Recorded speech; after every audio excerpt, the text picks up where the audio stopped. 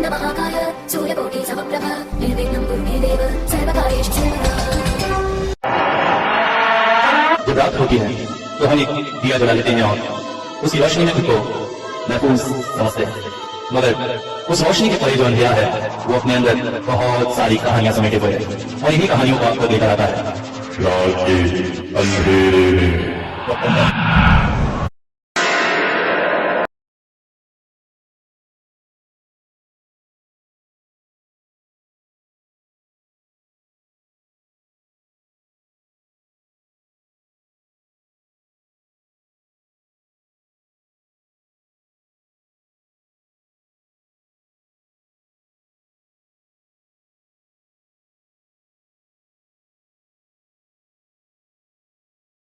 सन 1950 Hollywood अभिनेता अपनी सबसे प्यारी गाड़ी में जा रहे थे कि अचानक एक दुर्घटना में उनकी मौत हो जाती है। इसके बाद उस गाड़ी के हिस्से नीलाम कर दिए जाते हैं और आश्चर्यजनक रूप से उन हिस्सों से बनी 2 गाड़ियों का भी भयानक एक्सीडेंट हो जाता है। यही नहीं, एक्सीडेंट हुई एक गाड़ी को जब ट्रक में करके ले जाया जा रहा था तो उस ट्रक का भी भयानक एक्सीडेंट हो जाता है। इसके बाद और भी कुछ इंसानों के हाथों में उस गाड़ी के पार्ट्स होते हुए अचानक जैसे इस दुनिया से ही गायब हो जाते हैं और यहीं से हमारी आज की कहानी की शुरुआत होती है। आपको डर तो नहीं लग रहा है मैडम?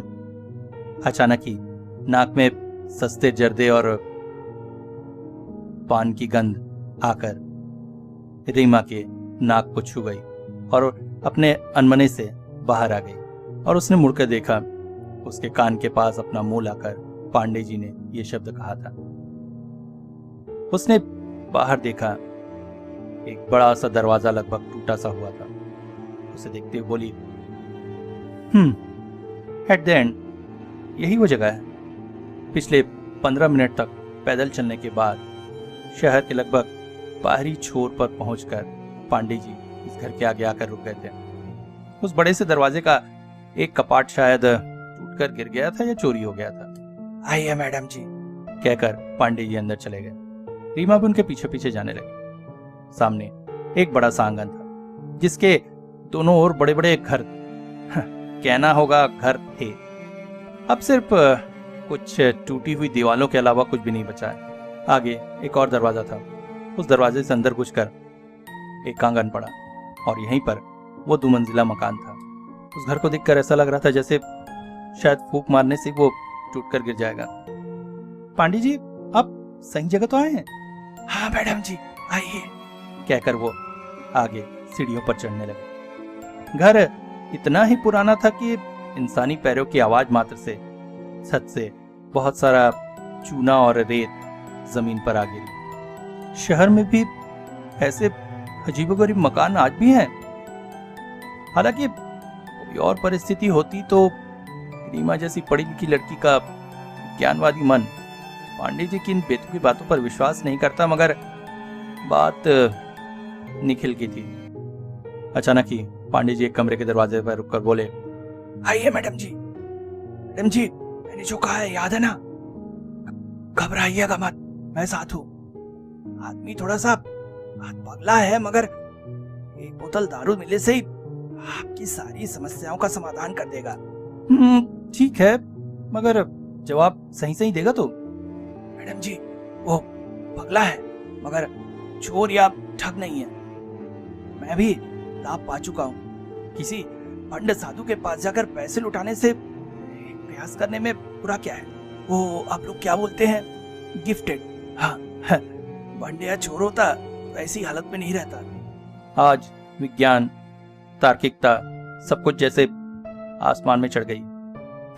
वैसे भी निखिल के लिए वो कुछ भी कर सकती है। पिछले 1 महीने से बेचारा मौत के साथ पंजा लड़ा रहा है। डॉक्टरों ने तो लगभग जवाब ही दे दिया है, मगर किसी अनजानी शक्ति ने जैसे उसके प्राणों को उसके शरीर से बांधे रखा है।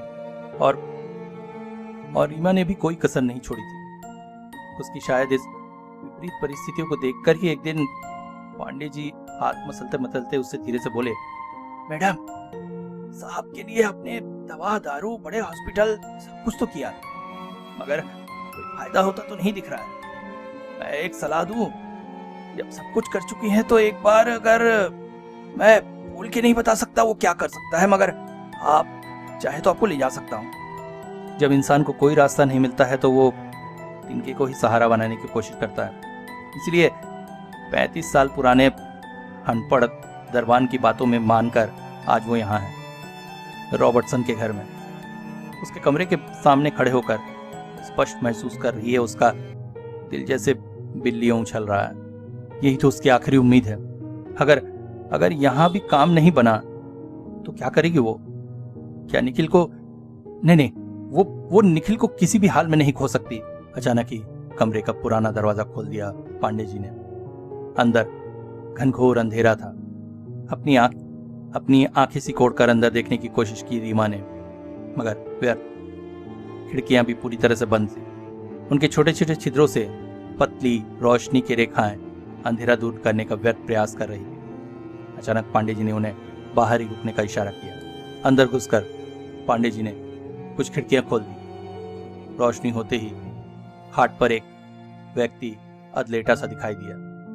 रोशनी आंखों में पड़ते ही वो जैसे बिफर सा उठा और गालियां देना शुरू कर दिया। ए, कौन हरामजादा है? जवाब! पांडे जी ने रीमा को अंदर आने का इशारा किया। कमरे में एक अजीब सी गंध फैली हुई है। कमरा वैसे काफी बड़ा है।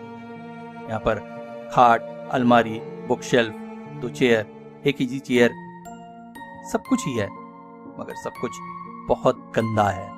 खाट पर पड़ा हुआ है एक वृद्ध व्यक्ति। कई बाल पक चुके हैं, दाढ़ी भी लगभग पक सी चुकी है। मलिन कपड़े पहने वो बिस्तर पर पड़ा है। वो लगभग नशे में मस्त है। अचानक ही पांडे जी उसके कानों में पास कुछ जाकर बोले और अपने शरीर को बड़ी मुश्किल से उठाते हुए उठ बैठा।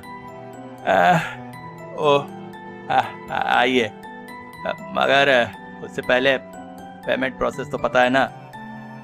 रीमा के कुछ बोलने से पहले ही पांडे जी ने अपने झोले से एक कीमती शराब की बोतल टेबल पर रख दी। एंड्रोस, ये मेरी मालकिन है, मगर मेरी बेटी जैसी है। तुमको मदद करनी होगी। मेरे मालिक निखिल बाबू वो बहुत बीमार है, तुमको मदद करनी होगी। पांडे जी की ये बातें शायद एंड्रूस के कान में नहीं जा रही। वो एकटक रीमा की आंखों में देखे हुए जैसे उसके मन तक को पढ़ डालना चाहता है। फिर अचानक उठकर कमरे से बाहर चला गया। चौंक पड़ी रीमा, मगर पांडे जी ने उसे आंखों से इशारा किया। सब कुछ जैसे ठीक हो जाएगा। थोड़ी देर बाद वो कमरे में लौटा। अब पहले से साफ सुथरा दिख रहा है। गला साफ करके बोला, हाँ मैडम बोलिए। जी, मेरा मंगेतर निखिल 1 महीना हो गया हॉस्पिटल में कोमा में है। उस दिन उसकी कार का एक्सीडेंट हुआ था। अकेले ही ड्राइव कर रहा था और काफी अच्छा ड्राइवर है। कई सालों से ड्राइविंग कर रहा है और कार डीलिंग का काम भी करता है। मैडम, ये तो डॉक्टर का काम है, मेरे पास क्यों आई हैं? क्यों आई हूँ पता नहीं, मगर कुछ है जो मुझे यहाँ लेकर आया। आपके मंगेतर की कोई तस्वीर या कोई उपयोग की हुई वस्तु? हाँ, ये उसकी पहनी घड़ी है। उस दिन एक्सीडेंट के समय भी वो पहने हुआ था, मगर अब ये टूटकर बंद हो गई है। एंड्रू ने घड़ी अपने हाथों में ले ली और इसके साथ ही रीमा ने मोबाइल में निखिल की तस्वीर दिखाई। अचानक ही एंड्रू की उंगलियां घड़ी पर नाचने लगी। उसकी आंखें बंद थी, मगर दिख रहा था आंखों की पुतलियां असामान्य रूप से गति कर रही हैं। माथे पर चिंता के भाव हैं, कभी भाव सिकुड़ जा रहे हैं। विभिन्न तरह के भाव उसके चेहरे से आ रहे जा रहे हैं। अब चेहरा धीरे धीरे पसीने में भीगता जा रहा है। अचानक ही उसने आंखें खोल दी। घड़ी टेबल पर रखते हुए बोला, आई एम सॉरी मैडम, इसमें मेरा करने के लिए कुछ नहीं है। क्या मतलब? देखिए, अभिशाप किसी को नहीं छोड़ता है। जो शुरू होता है उसका अंत होता है, और बदकिस्मती से आपके मंगेतर इस भयानक कहानी का एक हिस्सा बन गए हैं। सन ऑफ डेविल कभी किसी को नहीं छोड़ता है। क्या मतलब? आप क्या कर रहे हैं? आप कुछ नहीं कर सकते? क्यों नहीं कर सकते? देखिए, मुझे जो कहना था मैंने कह दिया, अब आप जा सकती हैं, कहकर शराब की बोतल उठाकर वो कमरे से बाहर चला गया। लगभग अंधेरे से उस कमरे में एक सेंटर टेबल के एक छोर पर अपने सिर पर 2 हाथ रखे एक व्यक्ति बैठा हुआ है। सामने रखे अखबार पर जैसे आंसू की 2 बूंदें टपक गई। शहर में अभी ठंड खत्म नहीं हुई है, मगर जब इंसान परेशान हो तो ठंड में भी उसे पसीना आने लगता है। अचानक ही उन्होंने सामने रखे पानी का गिलास उठा लिया, मगर पानी वो पी ना सके। अचानक बाहर के दरवाजा खुलने की आवाज से उनका हाथ कांप उठा और पानी सामने रखे न्यूज़पेपर पर पड़ गया। न्यूज़पेपर के अक्षर जैसे और गाढ़े होकर उभर आए। लगभग अंग्रेजों के राज के समय से उनका ये पारिवारिक बिजनेस चल रहा है, मगर उनका पारिवारिक बिजनेस बंद होने की कगार पे है, और उसका कारण है एक संस्थान। स्वतंत्र भारत में इस संस्थान के बनने से किसी को कुछ हानि हुई हो न हो, अतीन्द्रनाथ को बहुत हानि हुई है। मगर एक बार उन्हें आखिरी प्रयास करना ही होगा, या तो सफल हो जाएंगे या तबाह हो जाएंगे। बेहद बेचैन है वो, बार बार अपने बालों में उंगलियां फेर रहे हैं। सामने रखे एस्ट्रे पर सिगरेटों का पहाड़ उनकी व्यग्रता को बयां कर रहा है। अचानक दरवाजे पर दस्तक होती है और एक कम हाइट का व्यक्ति कमरे में प्रविष्ट होता है और अतीन्द्रदास गुप्ता को हाथ जोड़कर नमस्कार करता है। अतीन्द्रदास गुप्ता के चेहरे पर ढेर सारे प्रश्न हैं। वो बोल पड़े, काम हुआ? हाँ सर। अतीन्द्रदास एक पक्के व्यापारी हैं और उनको पता है रमेंद्र सान्याल किस तरह का व्यक्ति है और वो कहां तक जा सकता है। ऐसे लोग कभी खुद राजा नहीं होना चाहते, अपितु सिंहासन के पीछे रहकर राजा को अपनी कठपुतली बनाकर खेलना पसंद करते हैं। मगर थोड़ा सा दिमाग लगाकर चलें तो ऐसे लोगों से बहुत काम लिया जा सकता है, और दुनिया में कोई काम ये ना कर सकते हो ऐसा तो हो ही नहीं सकता। आज से 10 साल पहले दास गुप्ता ऑटोमोबाइल्स में एक अकाउंटेंट की नौकरी करने वाला रमेंद्र सान्याल आज अतीन्द्र दास गुप्ता का दाहिना हाथ है। कंपनी जब बुरी हाल में चल रही थी उस समय रमेंद्र सान्याल मुनीम के पास खुद ही आकर ऑफर देते हैं। ऑफर सुनकर अतीन्द्र दास गुप्ता भी आश्चर्यचकित हो गए थे। हालांकि अपने डूबते बिजनेस को फिर से खड़ा करने के लिए अतीन्द्र दास गुप्ता को ढेर सारे पैसे चाहिए थे, और ये पैसे किसी भी सीधे रास्ते से नहीं कमाया जा सकता, ये उन्हें पता था। एक दिन रमेंद्र सान्याल उनके पास आकर बोला, साहब आपको बहुत सारे पैसों की जरूरत है और ये पैसे सिर्फ एक ही तरीके से आ सकते हैं। क्या तरीके? साहब एक गाड़ी है जिसके पार्ट्स बहुत सारे लोग खरीदना चाहते हैं। आप जितना चाहेंगे वो लोग उतने पैसे देने को तैयार हैं। अतीन, तुम आज भी मेरे कर्मचारी हो, ये बात मत भूलो। मेरे साथ मस्खरापन करने का अधिकार तुम्हें नहीं है, और एक गाड़ी के कुछ पार्ट्स बेचकर इतने पैसे आ जाएंगे कि मेरी कंपनी बच जाएगी। सर मेरी बात पूरी तो सुन लीजिए, मैं किसी ऐसी वैसी गाड़ी की बात नहीं कर रहा, मैं सन ऑफ डेविल की बात कर रहा हूँ, शैतान का बेटा, साक्षात मौत। मतलब ये तो 2 नंबरी काम है। ये काम तुम खुद भी कर सकते हो, क्योंकि सर मुझे आपकी कंपनी के नाम की ओट चाहिए। पार्ट्स जो है दूसरी गाड़ी में फिट करके लाए जाएंगे और यहीं पर मुझे आपके सहारे की जरूरत है। ठीक है, मगर शिपमेंट वगैरह का झंझट मेरे सिर पर नहीं आना चाहिए। और कोई परेशानी? अरे सर आप क्यों चिंता करते हैं, सब परेशानी मेरे सिर पर। अतीन्द्र तब भी नहीं जानते थे कि किस शैतान को वो अपने जीवन में बुला रहे हैं। थोड़े से पैसों के लालच में अपनी जिंदगी को नर्क में ले जाने हैं। उस अभिशाप से कोई नहीं बच सकता। जो भी उससे स्पर्शित हुआ है उसने भयानक परेशानियां झेली हैं। एक दिन ढलती शाम को रविंद्र ने आकर बताया कि गाड़ी आ गई है। उन्होंने जाकर अपनी आंखों से उस गाड़ी को देखा। फोर्ड गाड़ी का ही एक पुराना सा मॉडल था। एक समय इस गाड़ी को उन्होंने काफी बेचा था, मगर इस गाड़ी में ऐसी क्या खासियत है?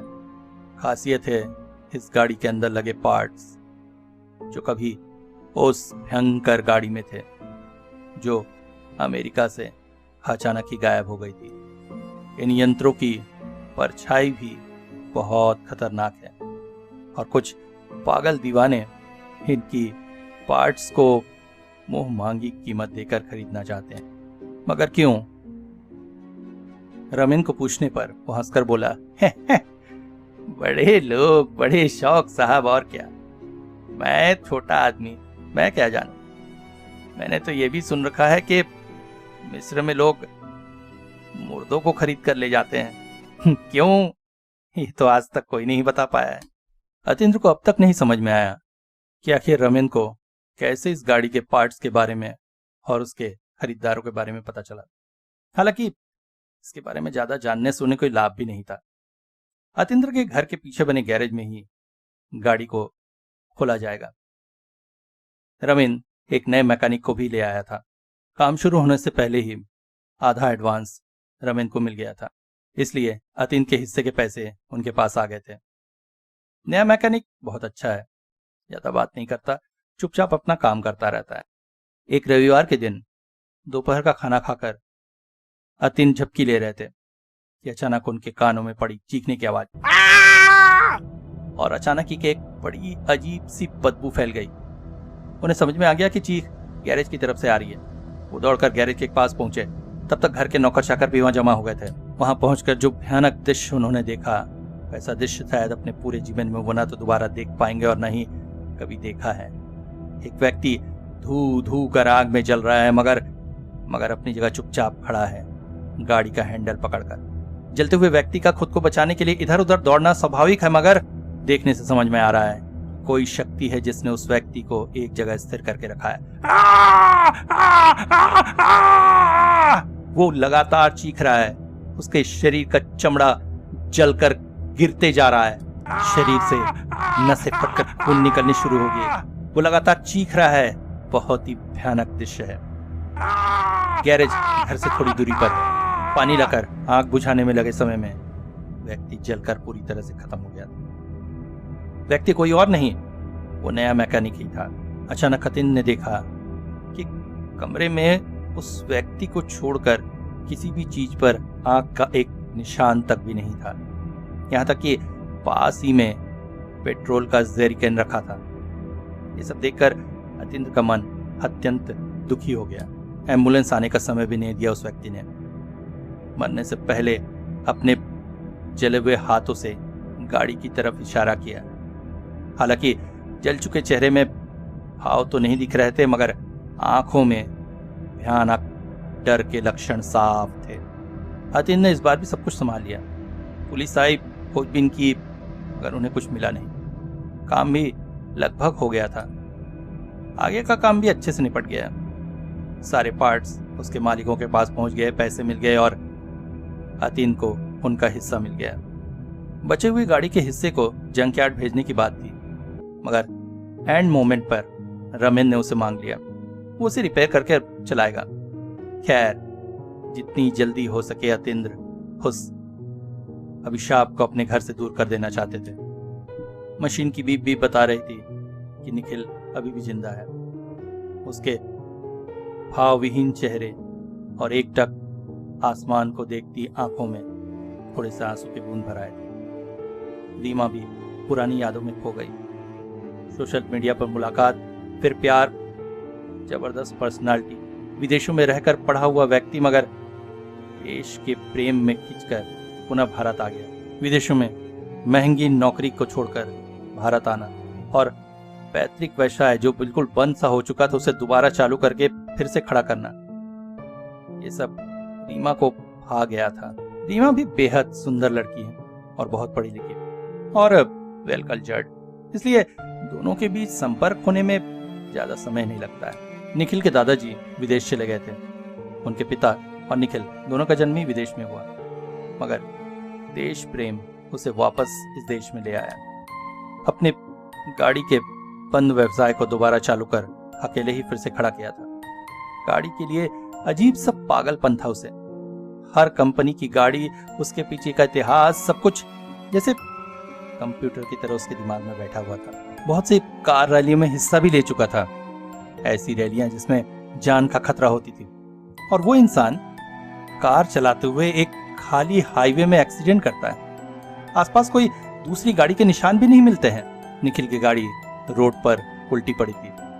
ड्राइविंग सीट पूरी तरह से निचोड़ी जा चुकी थी। स्थानीय पुलिस ने रीमा को खबर दी और जब वो एक्सीडेंट के स्थान पर पहुंची तो परिस्थितियों को देखकर बेहोश हो गई थी। पुलिस भी आश्चर्यचकित थी कि इतने भयानक एक्सीडेंट के बाद भी निखिल बच कैसे गया। ये जस्ट मिरेकल है। मगर एक्सीडेंट कैसे हुआ इसकी जानकारी न मिलने और किसी भी प्रत्यक्षदर्शी के न होने से केस लगभग बंद होने की हालत पे था। शहर के सबसे बड़े हॉस्पिटल में निखिल को भर्ती किया गया। शरीर पर ढेर सारे फ्रैक्चर, ब्रेन पर ब्लड क्लॉट लेकर पिछले 1 महीने से मौत के साथ लड़ रहा था निखिल और जिंदगी की जंग लड़ रही थी। नामी गिरामी डॉक्टर, मंदिर, पूजा पाठ, किसी भी चीज में कमी नहीं रखी थी। और अंत में थक हार कर जब पांडे जी ने एंड्रूज से मिलवाया तो उससे मिलने भी पहुंच गई थी वो। निखिल की तरह ही रीमा का भी इस दुनिया में कोई नहीं है। बचपन में ही माता पिता का देहांत हो गया। दादी के हाथ में बड़ी हुई, मगर 6 साल हुए दादी भी इस दुनिया में उसे अकेले छोड़कर जा चुकी है। रीमा ने अपनी दादी से सुना था कि उसके दादाजी भी गाड़ियों को लेकर बहुत पागल जरा के थे। उनका भी गाड़ी का ही व्यवसाय था। यहाँ पर निखिल और रीमा में अंतर था। जहां निखिल दास गुप्ता ने अपने पैतृक व्यवसाय को फिर से खड़ा किया, रीमा सान्याल ने अपने पैतृक व्यवसाय में कोई भी इंटरेस्ट नहीं लिया। उसे याद है वो दिन निखिल का बर्थडे था। उसने उससे कहा, आंखें बंद करो, और उसके हाथों में उसने एक बहुत ही सुंदर बॉक्स पकड़ा दिया। आंखें खोलते ही निखिल खुश हो उठा। अरे वाह, ये तो बहुत ही सुंदर लग रहा है। बॉक्स खोलते ही वो और आश्चर्यचकित होकर एक गुलाब का फूल था जिसके दोनों ओर पत्तियां थी और नीचे 2 रूबी थे। नीचे ही 1940 लिखा हुआ था। उसे उलट पलट कर देखकर निखिल बोला, ये तो गियर हैंडल है, मतलब जिसे गियर चेंज करते हैं। देखकर तो एंटीक लग रहा है। तुम्हें कहां से मिला? एकदम सही, ये मेरे दादाजी का है। इसमें असली सोने का पानी चढ़ा है। ये दोनों रूबी बिल्कुल असली हैं। दादी ने बताया था ये दादाजी को बहुत प्यारा था, वो इसे यूज भी करते थे। पर एक्सीडेंट के बाद उनकी गाड़ी बेच दी गई, पर दादी ने उनकी याद के रूप में इसे अपने पास रखा हुआ था। वाओ, चीज जितनी सुंदर है उतनी ही हिस्टोरिकल भी। Thank you love. डब्बे में फिर से उसे भरकर अपनी कार में रख लिया था उसने। एक्सीडेंट के समय वो नॉब सड़क पर पड़ी हुई थी, जबकि कार बुरी तरह से क्षतिग्रस्त हो गई थी। उस नॉब को कुछ भी नहीं हुआ था। पुलिस ने वो नॉब रीमा को दे दिया था। इस वक्त भी उसके पर्स में ही पड़ा है वो। अचानक नर्स के बुलावे से वो वास्तव में लौट आई। विजिटिंग आवर खत्म हो गया। हॉस्पिटल से बाहर निकलकर बाहर के प्यारे से शाम के वातावरण में उसके मन ने पूछा, उसका भविष्य क्या है? क्या निखिल हमेशा ही ऐसी? नहीं नहीं नहीं, ऐसा वो किसी हाल में नहीं होने देगी। पता नहीं क्यों एंड्रूज पर उसे बहुत ज्यादा भरोसा हो रहा है। हालांकि वो एक मॉडर्न लड़की है जो विज्ञान को मानती है, पर प्यार इंसान से सब कुछ करा सकता है। एक बार और उसके पास जाने से कैसा होता है? वो आदमी पागल सा जरूर है, मगर उसकी आंखों में कुछ है जिसने रीमा को भरोसा दिलाया था। ड्राइवर को कार वहीं खड़ी करने बोलकर वो उस पतली गली के अंदर घुसती चली जा रही थी। गली में कार आगे नहीं जा सकती है। घर के दरवाजे के पास जब वो पहुंची तब धीरे धीरे अंधेरा फैल रहा था। मन में थोड़ी सी डर लेकर वो अंदर प्रविष्ट हुई। दरवाजे के सामने खड़े होकर अपने विचारों को सामान्य करती हुई वो जैसे ही दरवाजे पर दस्तक देती है, अंदर से एक गंभीर आवाज आती है, चले आई मैडम। अंदर घुसकर देखती है चेयर पर एंड्रूज बैठा है। आज काफी हद तक साफ सुथरा है। यही नहीं, घर भी काफी साफ सुथरा लग रहा है। इशारे से वो उसे सामने के चेयर पर बैठने के लिए कहता है। मुझे पता था आप दोबारा जरूर आएंगे।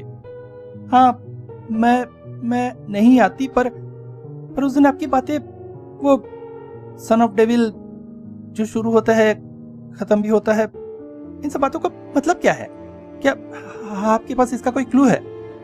और देखिए, आज मैं आपका पेमेंट नहीं ला पाई। मगर आप चिंता मत करिएगा। आप जितने रुपए कहेंगे मैं दे सकती हूँ, उसकी बिल्कुल भी चिंता मत करिएगा। रीमा की आवाज से उसकी उद्विग्नता पूरी तरह पता चल रही थी।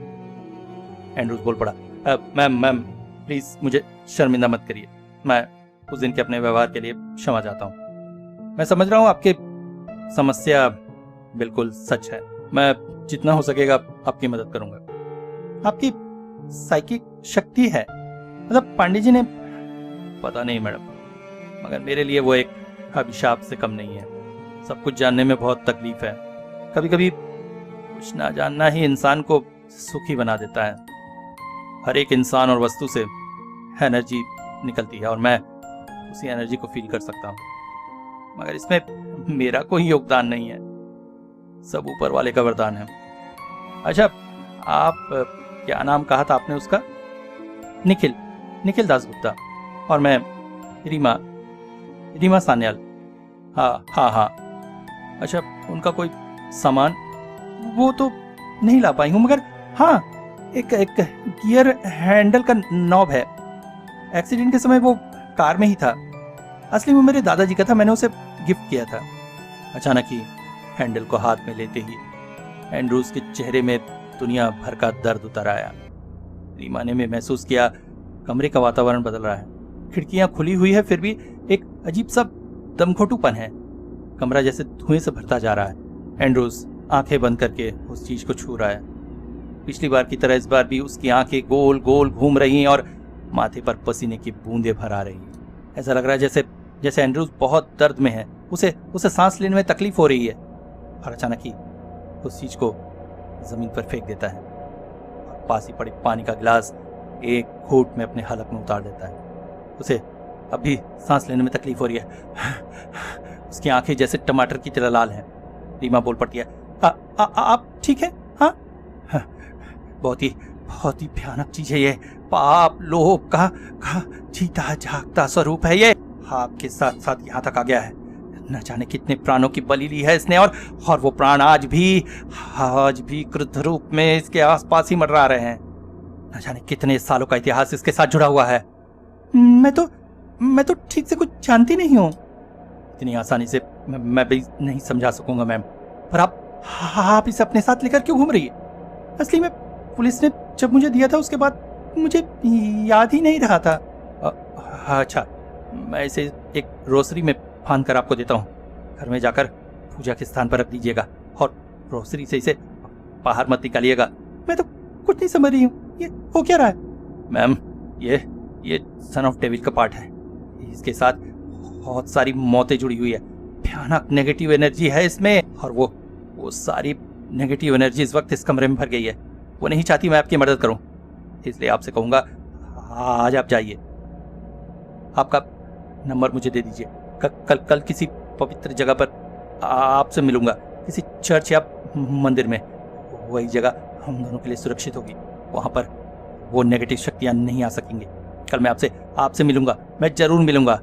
इसका अंत करना ही होगा मैम, इसका अंत करना ही होगा, वरना ये पिशाचनी कितनी पली लेगी नहीं कह सकते।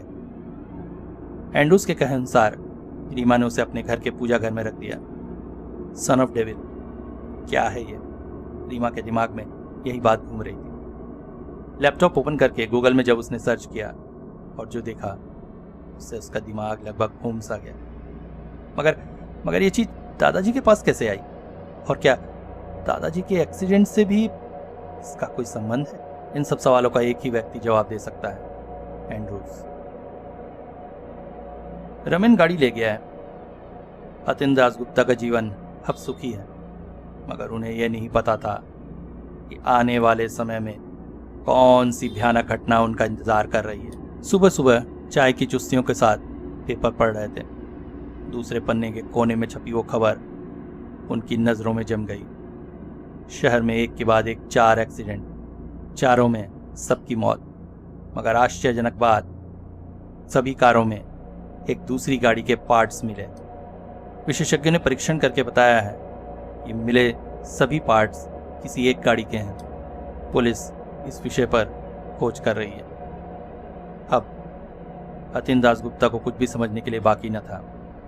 और इस वक्त रमेन भी शमेर में नहीं है। क्या उसने खबर पड़ी है या नहीं। देखते देखते 2 दिन बीत गया। रमेन का आता पता नहीं था। क्या भाग गया? भाग जाए तो ही अच्छा है, मगर रमेन सही कहता था। चीजें अभिशप्त थी। अकेलापन इंसान को बहुत दुर्बल कर देता है। आज वो बहुत अकेले हैं। हालांकि उनकी बेटा, बहू, नाती सब कुछ है और बेटे ने कई बार उन्हें अपने साथ आकर रहने के लिए कहा, मगर अतीन ही राजी नहीं हुए। पैसे का नशा बड़ा नशा होता है और अतीन कभी भी इस नशे से खुद को अलग नहीं कर पाए हैं। रात बहुत बीत चुकी है। अचानक नींद में अनमना सा महसूस करके अतीन ने आंखें खोली। सीने पर बहुत वजन है। बड़ी मुश्किल से खुद के शरीर को उठाकर सीधा कर पाए। क्या हार्ट अटैक हो रहा है उन्हें? शरीर में इतनी ताकत भी नहीं थी कि नौकरों को आवाज दे पाते। इसी तरह से पास के टेबल लैंप को जलाने की कोशिश की, मगर नहीं जला। बाहर से आती चांद की और स्ट्रीट लाइट की हल्की रोशनी कमरे में हल्का सा प्रकाश फैला रही थी। गला सूखा जा रहा है। पास में रखा पानी का जार भी खाली है। कमरे में एक अजीब सी गंध फैली है, जैसे जैसे चिड़िया खाने में होती है। अचानक अतीन ने महसूस किया गर्दन पर कुछ का छुअन, ठीक जैसे जैसे पंख गर्दन पर सरकाने से महसूस होता है। मुड़कर देखा तो कुछ भी नहीं था। पलटकर सोने का प्रयास कर ही रहे थे कि अचानक भयानक तरीके से चौंक उठे। अचानक उसके चेहरे पर कुछ स्पर्श महसूस हुआ, जैसे कोई बड़ा सा पक्षी पंख फड़फड़ाकर उनके पास से उड़ गया हो। चौंक कर खाट से उतरने गया और असावधानीवश लड़खड़ाकर जमीन पर गिर गए। ऐसे ही पैरों में दर्द था और गिरने से चोट लगने की वजह से वो चीख पड़े, आ! और तभी खाट के नीचे से कुछ सरसराकर चलता हुआ गया। सांप वगैरह तो नहीं है। जल्दी से उठने की कोशिश की, मगर उठ नहीं पा रहे थे। कमरे में चारों ओर नजर दौड़ा कर देखी। चांद की हल्की रोशनी में जितना दिखा उससे लगा कुछ भी नहीं, मगर कुछ भयानक उनके इंतजार में था। सिर उठाने की कोशिश करते करते अचानक ही उनका पूरा शरीर जैसे कांप उठा। ये क्या देख रहे हैं? क्या सच में देख रहे हैं? पैरों की तरफ एक लंबी सी आकृति खड़ी है। शरीर में जैसे अलखल्ला जिप्सी पोशाक पहने हुए हैं। शरीर जैसे धुएं से बना है। हवा में तैरते हुए वो उनकी तरफ बढ़े चले आ रहा है। चेहरा नहीं दिख रहा है। चेहरा होठ से ढका है। पूरा कमरा उस बदबूदार गंध से भरा हुआ है। अवयव एक औरत का है ये समझ में आ रहा है, मगर सामान्य औरतों से काफी लंबा। धीरे धीरे वो उनकी तरफ झुकते जा रहा है। अतीन्द्र अपने दिल की धड़कन सुन रहा है। कौन है यह औरत? कैसे 3 मंजिला इस घर के खिड़की दरवाजे बंद कमरे में प्रविष्ट हो गई है? अब आकृति धीरे धीरे उनके चेहरे के करीब आ रही है। अतीन्द्र मनी मन किसी भयानक घटना के लिए तैयार हो रहे हैं।